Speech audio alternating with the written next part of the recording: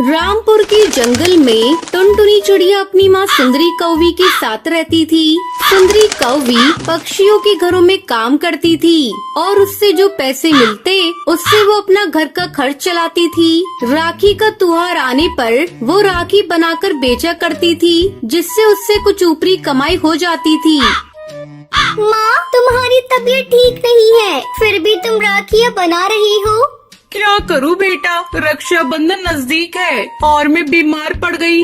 समझ में नहीं आ रहा है, अगर राखी समय से नहीं बनी तो मैं क्या बेचूंगी। तुम दवा खाकर आराम करो माँ, मैं राखियाँ बनाती हूँ। तू क्या क्या करेगी बेटा, तेरे ऊपर तो मैं बोझ बन गई हूँ। ऊपर से तेरी परीक्षा भी करीब है, तू ठीक से पढ़ भी नहीं पाती।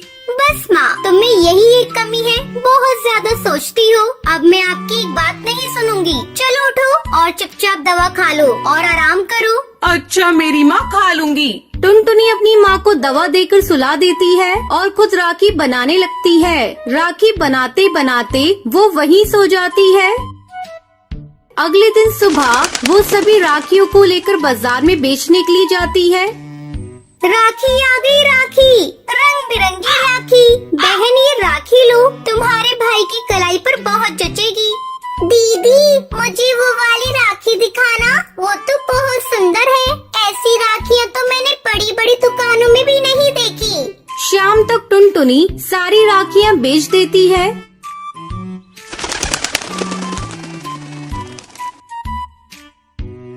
ये देखो माँ, मेरी सारी राखियाँ बिक गई और इतने सारे पैसे हैं। अब तुम्हें चिंता करने की कोई जरूरत नहीं। तुम्हारी बेटी इस बार की राखी में तुम्हारा नुकसान होने नहीं देगी। अच्छा, तू बातें बनाना बंद कर और जाकर कुछ खा ले। अपनी सेहत का भी ध्यान रख।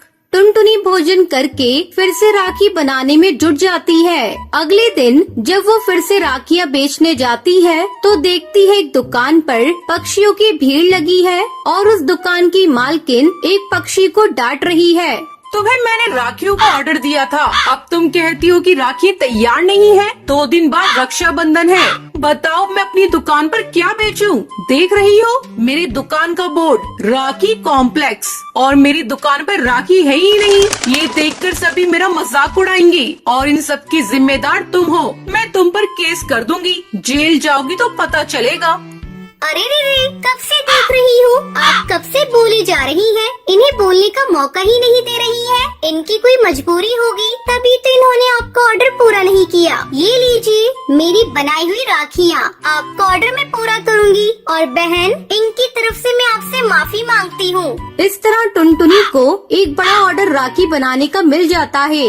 2 दिनों के अंदर ही टुनटुनी वो ऑर्डर पूरा कर देती है। ये लीजिए, मैंने आपका ऑर्डर पूरा कर दिया है। ये लो तुम्हारी राखियों के पैसे। अगर तुम्हारी बनाई हुई राखी को पक्षियों ने पसंद किया तो अगले साल का ऑर्डर मैं तुम्हें ही दूंगी। टुनटुनी बहुत खुश थी क्योंकि उसकी राखियाँ हाथों हाथ बिकने लगी और उसको नया ऑर्डर भी मिल जाता है। टुनटुनी, तुम बुरा ना मानो तो तुमसे एक बात कहना चाहती हूँ। ऐसी कौन सी बात है जिसे आप कहेंगी तो मैं बुरा मान जाऊंगी? पहले आप बोलिए तो। टुनटुनी, तुम दिल की बहुत अच्छी हो, मैं तुम्हें अपनी बहू बनाना चाहती हूँ। अगर तुम्हें एतराज ना हो तो इस रक्षाबंधन पर मैं अपने बेटे का घर बसाना चाहती हूँ। मेरा बेटा एक बड़ी कंपनी में जॉब करता है। ये देखो, ये है मेरे बेटे की फोटो। टुनटुनी फोटो देखकर शर्मा जाती है। तुम इस रिश्ते के लिए तैयार हो? लेकिन माँ जी, शादी के लिए मुझे माँ से आज्ञा लेनी होगी।